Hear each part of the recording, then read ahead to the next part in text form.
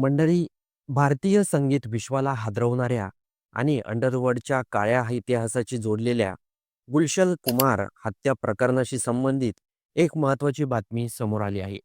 T series music कंपनीचे संस्थापक आणि संगीत उद्योगात क्रांती घडवणारे गुलशन कुमार यांच्या हत्येतील मुख्य शूटर अब्दुल राऊफ उर्फ मर्चंट याचा तुरुंगात उपचारादरम्यान मृत्यू झाला आहे. हा मृत्यू केवळ एक कैद्याचा नाही, तर 1990च्या दशकातील अंडरवर्ल्ड, खंडेनी आणि बॉलिवूडमधील काळ्या अध्यायाचा शेवट मानला जात आहे. सर्वात आधी समजून घेऊया गुलशन कुमार कोण होते. गुलशन कुमार हे टी सिरीज म्युझिक कंपनीचे संस्थापक होते. कॅसेटच्या माध्यमातून सामान्य माणसापर्यंत संगीत पोहोचवणारे ते पहिले मोठे उद्योगपती मानले जातात. भजन, धार्मिक गाणी, चित्रपट संगीत सगळ्या क्षेत्रात त्यांनी टी सिरीजला देशातील सर्वात मोठी म्युझिक कंपनी बनवलं. ते धार्मिक वृत्तीचे साधे जीवन जगणारे व्यक्ती म्हणून ओळखले जायचे. 12 ऑगस्ट 1997 सकाळची वेळ होती. गुलशन कुमार हे मुंबईतील अंधेरी परिसरातील जितेश्वर महादेव मंदिरात दर्शनासाठी गेले होते. नेहमीप्रमाणे ते कारमधून उतरले आणि त्याच क्षणी दबा धरून बसलेल्या मारेकऱ्यांनी त्यांच्यावर अगदी जवळून गोळीबार केला. काही सेकंदातच गुलशन कुमार जमिनीवर कोसळले. लोक काही समजायच्या आतच मारेकरी दुचाकीवर बसून घटनास्थळावरून फरार झाले. गुलशन कुमार यांचा घटनास्थळीच मृत्यू झाला. ही हत्या कुठल्याही अचानक झालेली प्रकार नव्हता. तपासात स्पष्ट झालं की हा अत्यंत नियोजनबद्ध आणि व्यावसायिक पद्धतीनं केलेला खून होता. मंदिराची वेळ, गुलशन कुमारची रोजची सवय, सुरक्षेचा अभाव सगळ्यांचा अभ्यास करून हा हल्ला करण्यात आला आणि या हत्येमागे होता मुंबई अंडरवर्ल्डचा कुख्यात डॉन अबू सलीम. या हत्येतील मुख्य शूटर होता अब्दुल राऊफ उर्फ मर्चंट.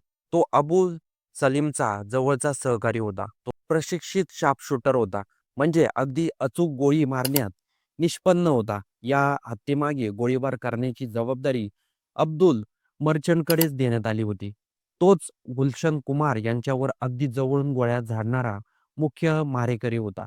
सगळ्यात महत्वाचा प्रश्न, गुलशन कुमार यांची हत्या का करण्यात आली? तपासात समोर आलं की अबू सलीमच्या टोळीने गुलशन कुमार यांच्याकडे खंडणीची मागणी केली होती. मात्र गुलशन कुमार यांनी स्पष्ट नकार दिला होता. ते अंडरवर्ल्डला पैसे देण्यात नकार, त्यांचा साफ नकार होता. हा नकार अबू सलीमसाठी आव्हान मानला गेला आणि त्यातूनच गुलशन कुमार यांच्या हत्येची सुपारी देण्यात आली. हत्येनंतर पोलिसांनी तपास सुरू केला. अब्दुल मर्चंटला अटक करण्यात आली. न्यायालयात खटला चालला. पुरावे, साक्षी, तपास अहवाल सगळ्यांच्या आधारे अब्दुल मर्चंटला दोषी ठरला. न्यायालयाने त्याला जन्मठेपेची शिक्षा सुनावली. तो अनेक वर्षापासून औरंगाबादच्या हर्सुल मध्यवर्ती कारागृहात शिक्षा भोगत होता. काल गुरुवारी हर्सुल कारागृहात असताना अब्दुल मर्चंटच्या छातीत अचानक तीव्र वेदना सुरू झाल्या आणि त्याची प्रकृती गंभीर झाल्याने त्याला तात्काळ घाटी शासकीय रुग्णालयात दाखल करण्यात आलं. मात्र उपचार सुरू असताना त्याचा मृत्यू झाला. हे प्रकरण फक्त एका हत्येपुरतं मर्यादित नव्हतं. 1990च्या दशकात मुंबईत अंडरवर्ल्डचा मोठा प्रभाव होता.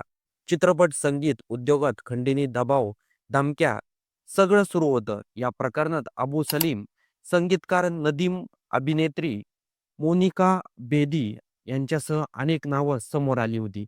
काही आरोपी फरार झाले आहे, काहींना नंतर अटक झाली. तर हे प्रकरण वर्षानुवर्ष चालली. अब्दुल मर्चंटच्या मृत्यूसोबत गुलशन कुमार हत्या प्रकरणातील एक महत्त्वाचं प्रकरण संपलं असं म्हणता येईल. मात्र गुलशन कुमार यांची हत्या आजही भारतीय संगीत विश्वावर एक खोल जखम म्हणून आहे. हा खून अंडरवर्ल्डच्या दहशतीचा आणि खंडणी संस्कृतीचा जिवंत पुरावा होता. त्याचबरोबर या संपूर्ण प्रकरणाबद्दल आपलं काही मत असेल तर ते कमेंट बॉक्समध्ये नक्की नोंदवा आणि गुलशन कुमार यांचे तुम्हाला कोणकोणते गाणे आवडतात ते पण आम्हाला कमेंट बॉक्समध्ये नक्की सांगा. आणि सर्वात आधी आपल्या होऊ द्या चर्चा चॅनेलला सबस्क्राईब नक्की करून जा.